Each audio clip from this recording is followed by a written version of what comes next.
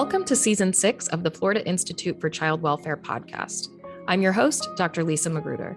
This season, we will hear from researchers, advocates, and folks with lived experience in child welfare. Through these conversations, we hope to gain insight on how to meaningfully co-create knowledge alongside those we aim to serve here at the Institute: children, families, and workers. Let's get started.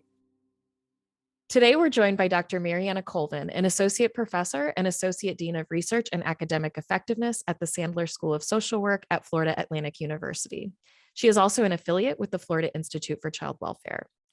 Dr. Colvin was the principal investigator of a recently completed study funded by the Institute, a platform for social engagement, engaging and supporting the voice of youth in foster care receiving independent living services.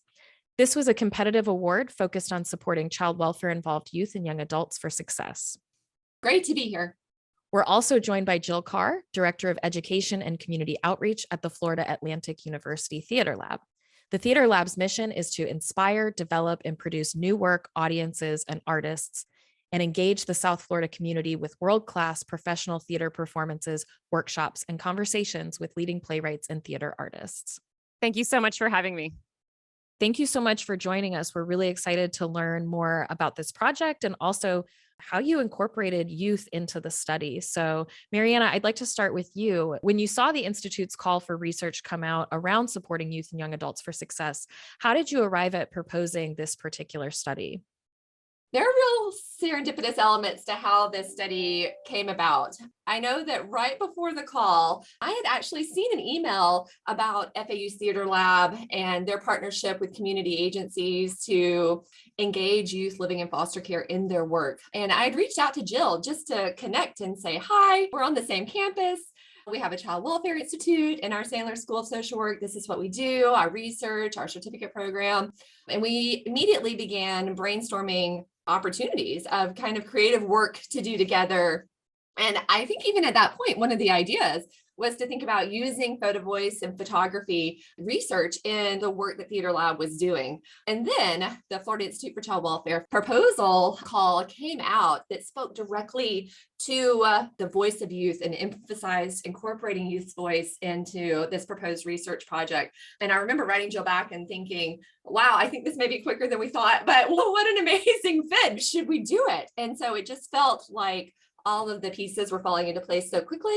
I will add that we had a second partner in this project, our local community-based care agency, ChildNet, and they had been interested, and we've been talking for a while about better understanding the experiences of youth in their care. And they had identified self-determination and relationships and connectedness with others and self-advocacy as topic areas that they wanted to support in their youth. And so these, of course, were also elements in the literature, but the narrowing to these topics was really community driven. And so when the call was received, those conversations had already been happening with that partner as well. So it just felt exciting to have the chance to act and get started and respond to something that was so relevant to all of us. Mariana, can you tell us a little bit more about Photovoice methodology that you mentioned and some of the more community participatory action research methods that you described? Yes, and choosing a method, obviously it's driven by and follows the research questions, but Photovoice is a method of inquiry, and our election to use it was really driven by that priority to hear and learn from youth as the experts in their experiences. And so it's a method of inquiry that really visually documents and honors the voices and experiences of the participants in the study. So it's a type of participatory action research, and it's grounded in a strengths approach that's really theoretically informed by feminist theories and empowerment theories. And so in this process, as guided by the method, youth were involved as co-researchers in the decisions and direction and the analysis process itself. And so the design of the study really seeks to reduce what is often a power differential in research between the researchers and the participants, and is probably the power differential that is often in social service relationships with providers and clients. And so instead, we really wanted youth to be empowered in the process, and Photovoice methods are an opportunity where that's embedded in the design of the study itself. And it's also just a really creative and expressive opportunity to hear from each other and a different way to facilitate gaining insight into people's worlds. And so that's a little bit of an overview about what Photovoice is. I encourage everyone to take a look at the Photovoice research that's out there and what it's offered and what it's created to offer platforms and really elevate the voices of populations that too often are not heard. Thank you so much for providing that overview of the Photovoice methodology. And I know in this particular study that you all worked with a couple different groups of youth and you provided them with training around photography and provided the equipment for them so that they could document aspects of their life that were relevant to your particular research questions. Can you talk to us a little bit about what that process looked like and then share some of your findings? So we did have the opportunity to work with two different sites. And so this study by design really focused on youth who were receiving independent living services. And these youth were also living in group home settings. So we had two different groups at two different group home sites. And this allowed us to get perspectives across different settings. And one of the sites in particular also was specific for youth who were preparing to be parents or are new parents. And so that element was also present in the sample and is important to highlight. But for the study to be implemented, the design really involves being able to embed a process of dialogue and being able to come back together in multiple iterations over a period of time.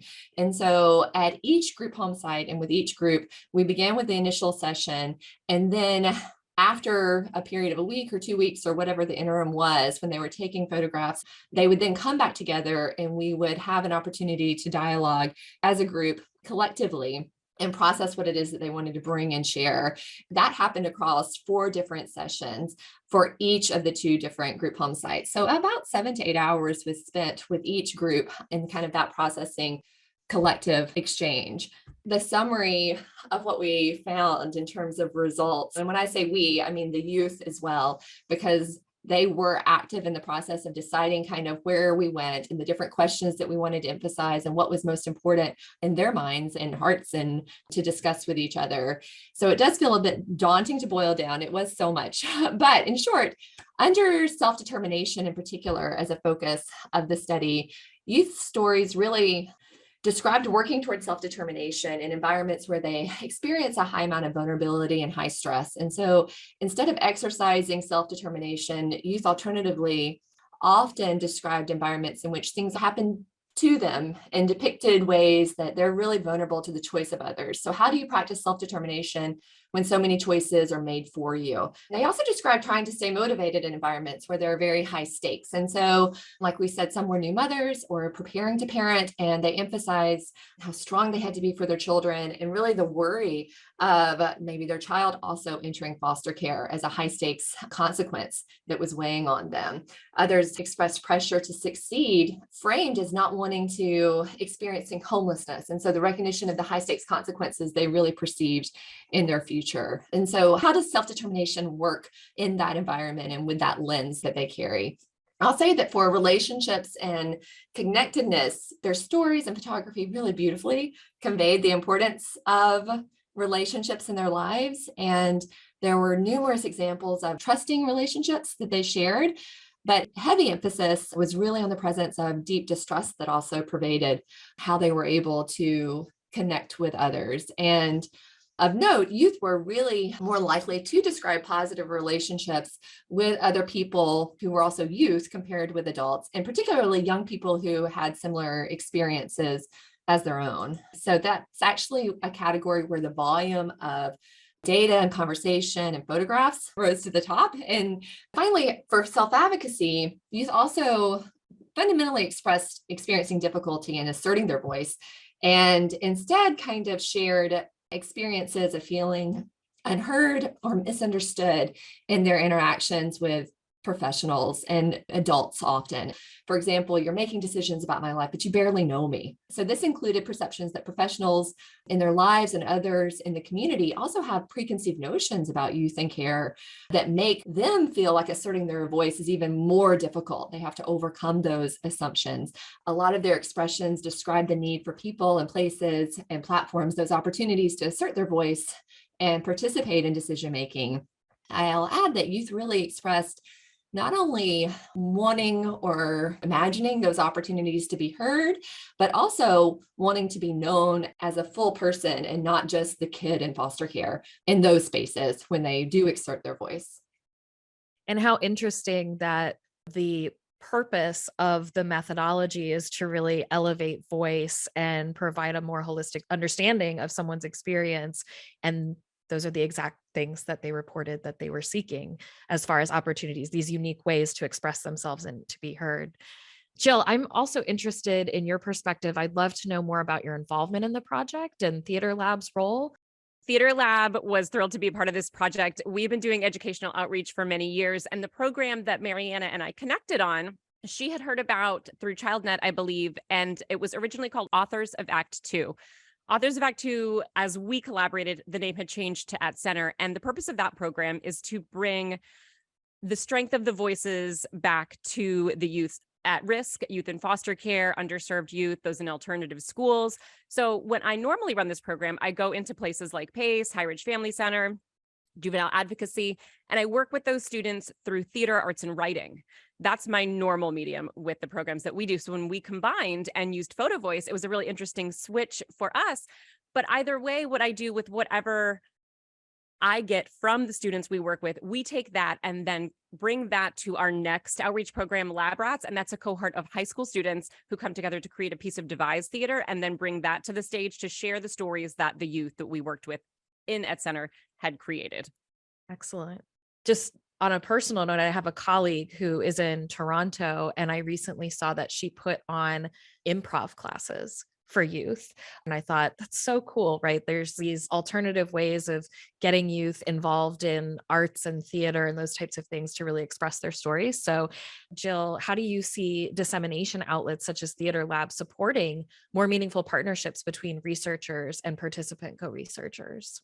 Well, Theater Lab really sees theater and art as an active community. Whatever we put on here, be it a main stage or an educational outreach program, we really see the power of voices and the power of stories and storytelling being able to send a mission and create action and advocacy in the community, more so than just entertainment. So I think we have this platform, we have this incredible place with a stage and an audience and community members that want to hear what the youth have to say. So the more we can spread awareness and create action to better the lives of the youth, the more theaters that can see the value in all of this, the better it is for everybody. Can you talk a little bit about the performance aspect of it? So when this culminated, it wasn't just the photos and the debriefing around the photos, but there was actually that performance at Theater Lab. Can you talk to me about what that process looked like in terms of putting that performance on and the attendance and how it was received? Sure.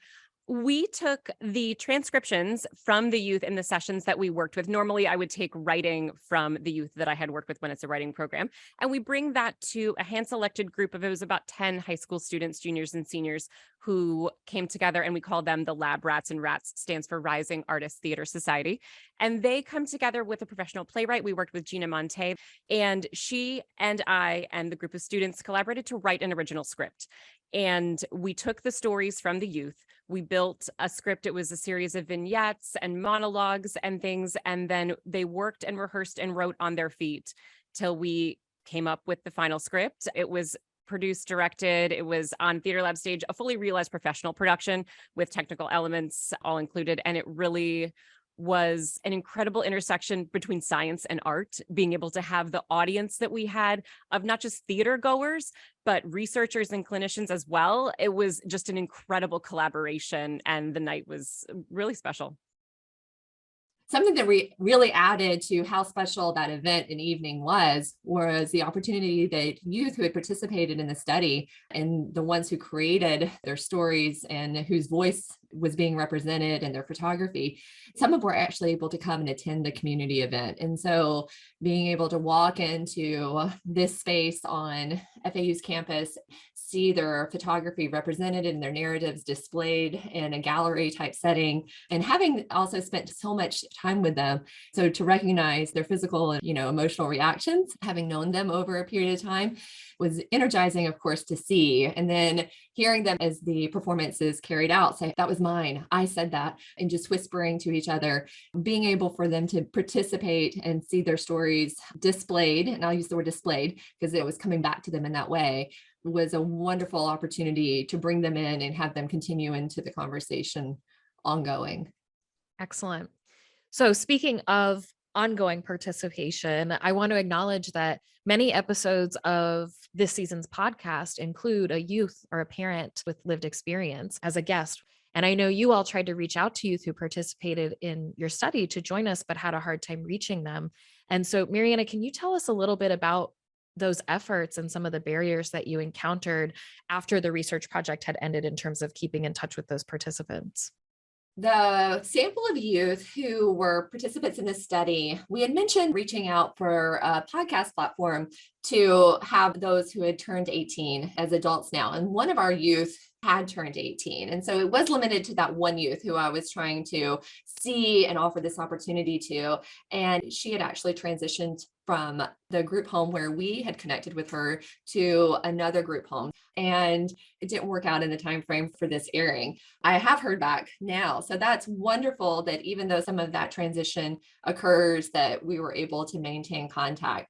I know that as a point of reflection, I've participated in one other Photovoice project prior to this one, and it was with mothers in the child welfare system who also were in substance use recovery. And that was to explore their experiences at that intersection. And in that research, the women, being adults, they were able to be the primary voices all the way through and into dissemination. So not just active in the research process, but presenting to national conference audiences. And here in Florida in particular, they joined the state's conference for dependency attorneys as co-researchers, and together with faculty here from FAU, we were able to introduce them and offer support. But it was really the mothers themselves in the room with more than 100 attorneys presenting their own findings and answering questions and engaging in direct dialogue. Walking out of that room, one of the mothers was like, this deep breath, and said just spontaneously, that was the most empowering experience of my life. And so instead of Jill and I trying to speak to the findings of this project, which we're so happy to do, but being able to hear directly from youth and youth having the opportunities to speak for themselves would be the priority. There's a mini reunion we had talked about when youth schedules have a little bit more time. Now that we have kind of some of the initial findings drafted and a report and something tangible for youth to kind of re-engage back with, an opportunity to take that and share that with them and have the conversation about continuing to prioritize their choices. And as we start to prepare the way that this would get disseminated or for publication, or who sees it in what ways, or what do we want to highlight in the directions we go, having them guide those next steps. And so that's our plan for the spring. I'm going to deviate a little bit, but I'm just curious on your thoughts on this, Mariana, because I think what you bring up is a barrier for a lot of researchers when they want to engage with youth, particularly youth who are in the child welfare system, which is that it can be really hard to figure out who has the authority to provide consent for youth to participate in studies like these if they are not a legal adult. What I've seen out there isn't really clear guidance on a singular way to do this. I've worked with folks who have gone through attorneys, who have gone through case managers and those types of things. So can you speak to either on this project or other projects, ways that you have addressed that particular barrier with getting them to the table in the first place? Well, for youth in foster care, like you're describing, there are additional layers of consideration in terms of where that consent comes from. In our particular study, we did review other research where youth populations and youth in foster care had consent and assent procedures as a source of some guidance, and then also partnered very, very closely with ChildNet and the State's Department of Children and Families to gain an understanding of how that would work and how to best represent youth and families' rights in their informed consent process for participating in research. And so we included a consent process and an informed assent process for the youth as well. So making sure that there was dual consent or assent that was coming from both the legal entities that would represent these youth's interests as adults, whether or not that was a parent, even if the child was in care, if there was a termination of parental rights, then it was sought through that parent. And then, of course, the youth themselves assenting that this is something that they're interested in participating and they're fully informed of what that involves. In Photovoice research in particular, we also had additional processes of assent and making sure that what youth created in terms of their photography and how it would be used or represented, that was their choice. As they created photographs, circling back, making sure to show examples of how this might look and like your narrative explaining and the transcription of your photograph, how that can be matched together. So they could really see, it wasn't just us telling them, they could see how might this be represented, and then choose or elect which photographs, if any, they had taken and shared that they wanted just to keep in the group process or the research process, or any that they would want to share with other external audiences. And they would maintain that choice photograph by photograph. Anything that they did, they wanted to change their mind as they went through the different sessions. They had the opportunity to say, nope, let's not share that one. Just making sure they maintain as much ownership over what they created themselves was certainly a priority. And I appreciate the opportunity to share a little bit about the considerations that are so important in that process. Absolutely. And Jill, I'm curious, were the youth that participated involved in the script development at any point in time as far as providing feedback on that? They were not. That wasn't something that we had sort of written into any piece of the research, and it wasn't really something that we were able to bring them here to do. All the writing was done at Theater Lab. And that, though, is a really interesting component that I would love to be able to incorporate in the future, because students' voices is why we do what we do, empowering them to be able to be heard and understand the power of their own voice. So bringing that in the future, it would be wonderful. I love that element too. And I know that just the opportunity to get something started and do something this first time is amazing, but then thinking about, well, what could be and what would we do next time is such an opportunity. And going back to kind of what I was reflecting on earlier about youth expressing wanting to be known as a full person and not just as a youth in care. What an opportunity to be able to participate directly in kind of the relational aspects of coming together and jointly producing something, and what that might mean for bridging that gap in a different way is a wonderful opportunity for a future iteration. Great. And it's so interesting because I've been having conversations with other researchers doing work in this space. And it is a little bit of a departure sometimes from when we're classically trained to do research, right? And how involved our participants are in the process. And this participatory action research methodology is a real departure sometimes from the way that we traditionally do things, and making sure that youth are included at all stages of the process. So I appreciate you filling us in on what you did this time, what you might do differently next time. So Jill, Mariana, your colleague on this project, Dr. Morgan Cooley, and I have had a number of conversations about the challenges of recruiting folks with lived experience into our research and evaluation work generally. What are some of the challenges that you faced, and do you have any ideas for how we might be able to better engage them in our work? Recruitment for this study, I would reflect, was pretty straightforward. And so we shared flyers and descriptions with different group home sites and were able to have meetings to convey the nature of the study. And so they were able to provide those materials and offer the opportunity to youth who were interested and available to join.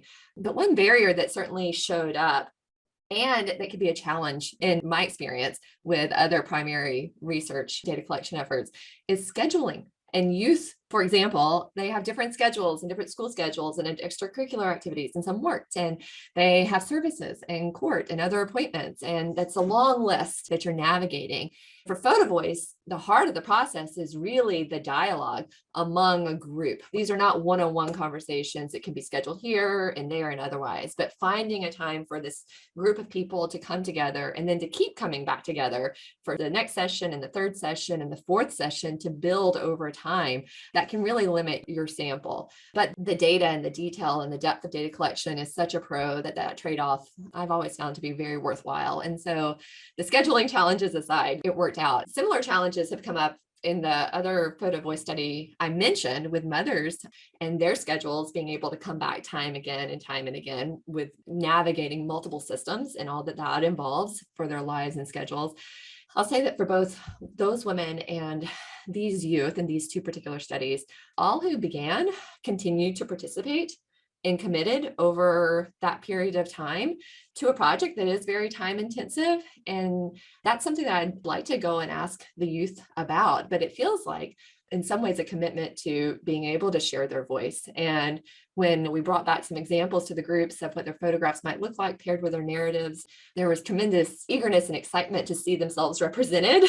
Like, oh, I got to take a picture of this. Can I keep it? Like, how am I going to access this now that I have it in my hands and I see myself displayed in this way and represented in this way? So that really speaks perhaps more to retention in research than recruitment, but also perhaps part of the conversation. But challenges always exist for sure. Jill may have other thoughts, but I'll add that being able to connect with entities and those who have relationships.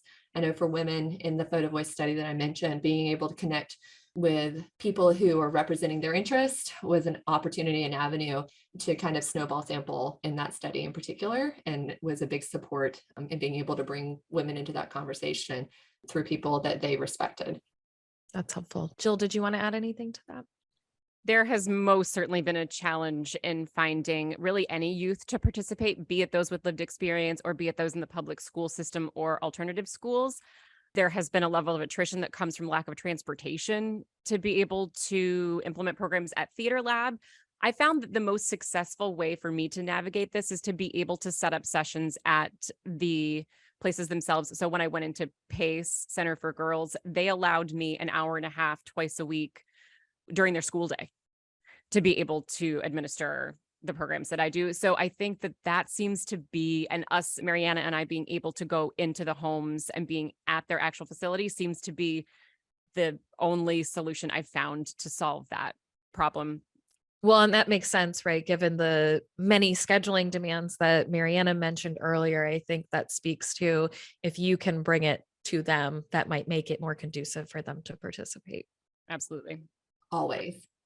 And Jill, I just had a follow-up question around the actors, because you mentioned that these were, I think you said they were high school students who helped put this together, the RATs. How did you engage with those students around issues of child welfare and honoring these voices? These youth who are in care have shared their experiences with us to be turned into a theater project. How did you work with those students around educating them on issues around child welfare and foster youth in particular? That's a great question. That was a new component for us. We really started off our process with a discussion around what they knew about foster care, what they knew about the situations that the youth that we had been receiving these very powerful stories from had been through. And anytime a student walks into my classroom, safety is my number one.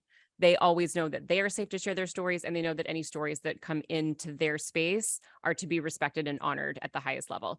So we talked a lot about what they had known about foster care, if they had any friends at their school that they knew were involved in that. And a lot of them had zero prior knowledge. So they took this with a lot of weight. They really, I think the discussions that we had allowed them to feel the responsibility of the stories they were telling, the importance of the way they were going to present these words that were not their own to the world. I'm glad that you mentioned the care that you took in educating those students around these issues. Like you said, they really didn't have any experience with this. And those are similar issues that we have faced on the research side of things as well, where we've had interviewers who may not be as familiar with the child welfare system, or may have never even interacted with somebody with lived experience with the child welfare system. And so on the research side of things, we've compensated youth with lived experience to actually do practice interviews and try and help them be a little bit more comfortable in those interactions and support them in building rapport and making sure that they're truly listening. And I appreciate the care that your team took with that process. I think it will also be important to take care and have consideration for how different youth might feel or want to participate in public facing opportunities. And so that may not be the same for every youth. And being able to offer opportunities that fit the vision for what they would want to participate in would be something that we hope to do in the future, and making sure that those opportunities are conveyed. And so they have really clear expectations and feel equipped and excited about what it is that they decide to join into. Can I ask a follow-up question to that? Because I think it's interesting. So I know that the theater lab component was part of this, but you also mentioned having the photo gallery with photos and part of the narrative associated with those photos.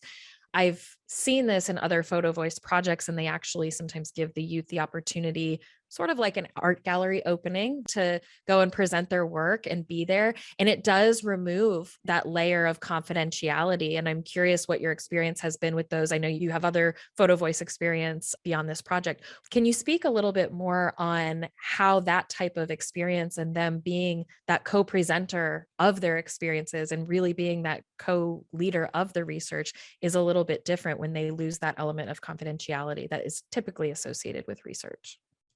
I think in the way we displayed the photos and the way Mariana was able to mat and frame them with the youth's response alongside the photo, there was a lot of confidentiality still maintained through the selection of photos that would not necessarily identify them, as well as the words that were associated with each photograph in the gallery. Absolutely. I think that those opportunities to maintain confidentiality in some of the display was something that we took great care with. But to the point of youth coming and joining in the discussion, that's absolutely something that would erase anonymity, and being able to offer the opportunity to do so. So for youth who want to come and participate, being able to have that direct dialogue with stakeholders or community members or others who are receiving their messages, and not have that translated for them, that's really the goal of some of Photovoice's work and design, and the advocacy component and the self-advocacy component of what the intent is. But I also think that that's something that's hard to do. And even when you think that you want to participate or it sounds great and you're excited about it, you may not have had experience in those forums before, perhaps, or you may not know exactly what to expect, or it may be different than your expectations. I think that that's always a real learning opportunity to think about ways that we could share with youth what these community-facing platforms look like, and they have more of an idea of what that might look like or feel like for them, and choice in that process. And then also, if it give them alternatives depending on how they're thinking or feeling, it might also be opportunities for them to have direct dialogue, but maybe it's in a smaller group setting, or maybe it's one-on-one, or maybe it's, like you're saying, they're standing by their photographs, so they're having small conversations. There's so many ways that we could create those that match what youth would be most excited about and feel most comfortable with. And so that would be absolutely something that we would want to try to develop further. And out of curiosity, when you did the study with the mothers, is it best practice to debrief in those situations, like afterwards? So if they are present for something like an art gallery of their photographs or performance, would it be best practice for the researcher to then debrief with them that experience afterwards?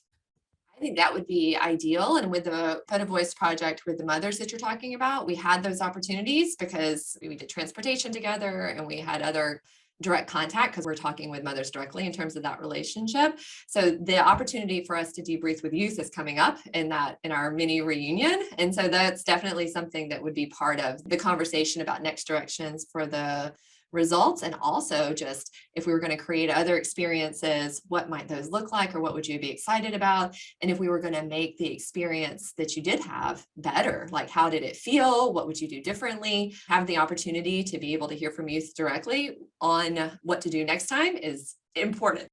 So, Mariana, based on what you learned from this study and your other work, what's next? Next steps, or a jumping off point from this study, we really want to make sure is guided by youth directly. So that upcoming follow-up is one step to kind of begin exploring the directions that they think are the priorities based on what they created in this research. And so primary there is really taking back and saying ways and opportunities to really focus on translating what they shared into actionable changes in the programs and policies they experience.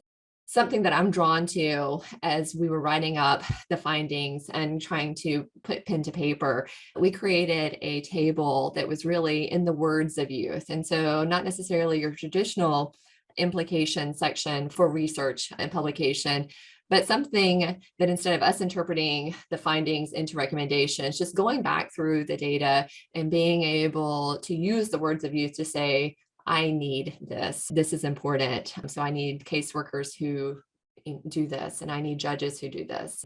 I think that table is an opportunity to imagine and go back and take it to youth to kind of translate those recommendations they shared into some tangibles that they would want to see and experience, so that we're not doing that translation for them, but like what would help work, and begin to imagine the ways in which those recommendations get implemented and felt and received across systems of care. Some of the things that we're talking about and ideas for next steps, and if we were ever going to be able to do this again, but being able to create platforms in a way that they get to be known and seen as a whole person, and not just for their experience in foster care. So bringing them together with the youth who are doing the theater pieces or being directly involved is going to be an exciting opportunity that I hope that we get to create for both those youth that are in this current project, and being able to continue that involvement and participation ongoing in a relationship that doesn't end, that's not project specific, is a real hope. And I love what you talked about as far as you've utilized your research skills to say, okay, here's what we're seeing across all these different youth, right? And coming up with some general recommendations, but then really looking to the youth to give the measurables. How are we actually going to do this in practice? Because I think that happens a lot with recommendations. They can be vague or they can be broad, and without any action steps and specifics, sometimes they get lost in the shuffle. So I think that's a really important follow-up piece. Jill, how about you? How about for Theater Lab? Anything from this project that is lending itself towards next steps, either related to this project or just generally working differently with child welfare stakeholders? Absolutely. It has been such an incredible experience, and I felt so grateful to be able to partner with Mariana and Morgan and the School of Social Work. I am looking to broaden our reach and deepen our reach even more through other university connections, other community connections, and being able to incorporate research will just be that much more powerful towards what we can do to be able to better impact youth in their lives. I'll add, we've mentioned them along the way just because we can't help it, but just to formally shout out to the wonderful team of researchers who were active and contributors to this project. So Jill and I, of course, but also Dr. Morgan Cooley, Dr. Heather Thompson, Dr. Heather Howard, and Dr. Joy McClellan all had pieces and hands in making all of this come to life. And so making sure that we were able to share their contributions, even if they couldn't be joining us for this particular moment. Perfect. Thank you. So what is the number one piece of advice you'd give to other child welfare researchers about collaborating with children and families with lived experience? Jill, let's start with you. Sure. I would say that they should never hesitate to reach out to local theaters or to anyone that has a space to be able to display art in any way, shape, or form. The way that brings what the students have experienced to life and the way that connects the community on a broader scale can be so powerful. All of us theater makers, all of us art creators, we want to have that impact and we want to be able to collaborate on this level. So just reach out, and we are thrilled to be a part of anything like this. Great. And how about you, Mariana? I gotta go with just do it. There are other designs, of course, in terms of participatory action research and connecting directly with collaborating with children and families with lived experience. But something I do appreciate about Photovoice as a design is that group process and the way that it occurs over time. It's an investment, but it's so wonderfully fruitful and mutually enriching. And so being able to come back together and get to know, in this instance, the youth, just as an example, who began as very reserved, transitioning over time as really exuberant. And it creates that opportunity to sustain a relationship ongoing and into the future where otherwise conversations might end. And so I think that being able to connect in those ways as a researcher, it's been one of the most rewarding aspects of my work. And I can't wait to, like we're talking about, learn from this experience and how to better create these opportunities ongoing and contribute to them in the future.